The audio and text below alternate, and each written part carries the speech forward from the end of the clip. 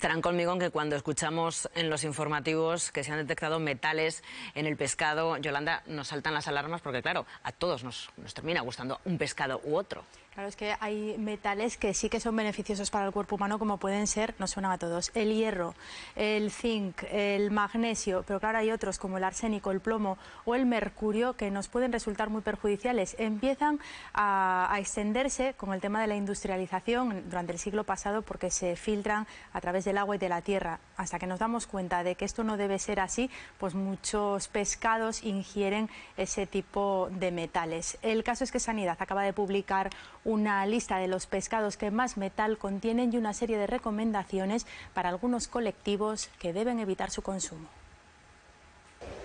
Hay que aclarar que no se trata de ningún tipo de alerta sanitaria, es tan solo una recomendación que nos hacen desde Sanidad. Todos los pescados son buenos, dicen también los expertos, pero determinados colectivos, como por ejemplo las mujeres embarazadas, los lactantes y los niños y niñas de entre 10 y 14 años, tienen que tener un poquito más de cuidado con el consumo de estos pescados que tienen un nivel algo más alto de mercurio. Los informes de Sanidad señalan estos tres pescados como los más altos en mercurio: el pez espada, atún y bonito frescos y el lucio. El mercurio es un mineral que podemos encontrar en algunos pescados más grandes, estos pescados que se comen a otros pescados, como son sobre todo los pescados azules. Todos tienen los valores de mercurio inferiores al límite que marca la Unión Europea, pero aún así es recomendable evitar su consumo en estos colectivos vulnerables. El problema afectaría al sistema nervioso central en desarrollo. Por eso los niños pequeños y las mujeres embarazadas o que estén pensando en estarlo. El resto de población es apta para consumir estos y otros tipos de pescado. Los niños de 10 a 14 años tienen que tomar un máximo de 120 gramos al mes de este tipo de pescados y del resto de pescados blancos y azules pueden consumirlo de forma libre. Expertos y nutricionistas insisten, es un alimento sano y necesario.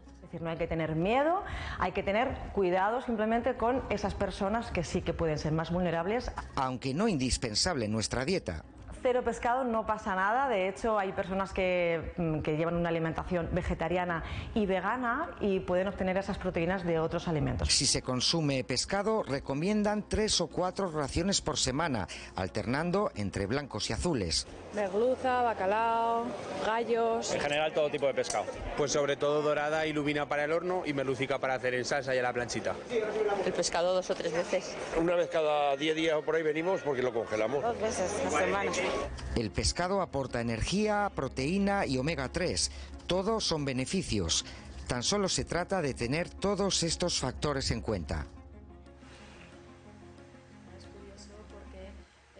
Algunos de estos pescados, la mayoría de los pescados que contienen más mercurio están en la zona del Índico porque hay menos control en el vertido sanitario por una parte y en el vertido industrial por la otra.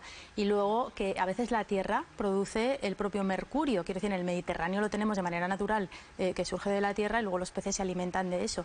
Pero claro, ¿por qué los pescados? Claro, yo creo que con este tipo de situaciones y cuando hablamos de metales y de cosas tan tremendistas en un momento dado y que pueden causar tanta alarma, lo mejor es tener información y para ello lo mejor es hablar con una toxicóloga. Saludamos ya a Ana Ferrar. Buenas tardes. Hola, buenas tardes. Bueno, ¿qué efecto pueden tener los metales en el organismo? Esa es una pregunta muy difícil porque sin los metales no existiríamos. Por ejemplo, como ya se ha comentado, el hierro y otros muchos que son metales elementales que tenemos que tener dentro y que son imprescindibles para el funcionamiento del organismo. Y luego hay otros metales que no son, efectivamente, forman parte del ser biológico, pero que a bajas concentraciones no dan lugar a ningún problema. Los metales, como los mencionados, el plomo, el mercurio y el metaloide, que es el arsénico, su toxicidad se conoce desde la antigüedad porque se entraba en contacto con ellos a través de la actividad minera, que se conoce desde la Grecia clásica y antes. Por eso las enfermedades crónicas causadas por ellos tienen nombres clásicos como el saturnismo debido al plomo y el hidrargismo debido al mercurio. Pero la verdad es que esto ahora, en la sociedad en la que vivimos aquí, en España, en Europa, es algo que ya no sucede porque se conoce muy bien y las fuentes están perfectamente controladas. Ana, ¿por qué cuando hablamos de contención de metales en animales nos referimos a los pescados concretamente? Pues porque es cierto que, por ejemplo, en concreto los 3 que hemos mencionado son los que más presentes están más en el pescado y en los mariscos que en otro tipo de alimentos, pero están presentes en todos, ¿eh? Por ejemplo, el mercurio y el arsénico sobre todo está muy presente, o está presente, no debería ser muy presente, está presente en el arroz porque son elementos naturales que están presentes en la naturaleza y por lo tanto en todo lo que nos rodea. El tema no es ese, el tema es que la exposición a dosis altas por concentraciones altas que en estos momentos no estarían en el mercado alimentario actual daría lugar a problemas, pero en principio, dada la situación, no los va a dar. Hay que distinguir entre una intoxicación aguda y un efecto a largo plazo o una intoxicación crónica. En estos momentos la intoxicación aguda por metales de este origen alimentario es en nuestro país imposible. Y el exceso de ingesta de este tipo de sustancias por los alimentos que den lugar a patología aquí también es extremadamente improbable, por no decir imposible, salvo que uno solo coma un tipo de alimento todo el rato. O sea, claro, efectivamente, no se puede comer solo pescado para desayunar, para almorzar, para comer y para cenar, porque entonces estás comiendo mucho pescado y por lo tanto muchas de las sustancias que el pescado contiene.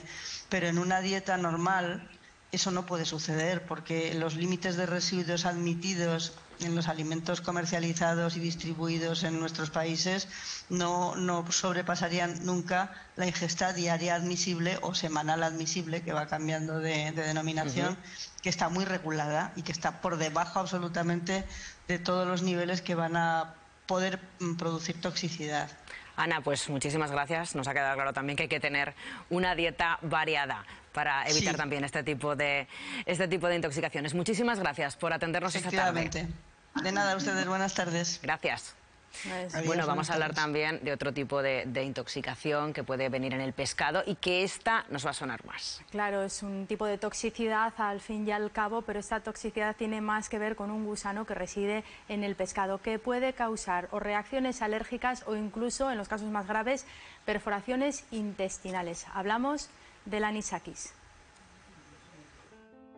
Jorge se encarga de que el anisakis no llegue a la mesa de sus clientes y si lo hace les avisa para que tomen las medidas oportunas. ¿Quién nos ha encontrado un gusano en una manzana? ¿Vale? ¿Qué haces con la manzana? ¿La tiras? No. Recortas bien y te comes la manzana. Pues ese es nuestro trabajo. Si en algún momento hay un pescado que puede llevar anisakis, nosotros lo que tenemos que hacer es limpiarlo bien y avisar de que lleva para que se congele. Este es el parásito que puede causar alergias y problemas digestivos, algunos muy graves. Las personas que tienen la patología más grave después de haber consumido un anisakis vivo es la peritonitis, ¿vale? Es lo que te comento. El bicho, en el momento en que ve que no está donde tiene que estar, empieza a entrar, a salir y entonces produce esos de peritonitis, que además es que hay que operar porque es muy grave. El primer paso para evitarlo está en la compra.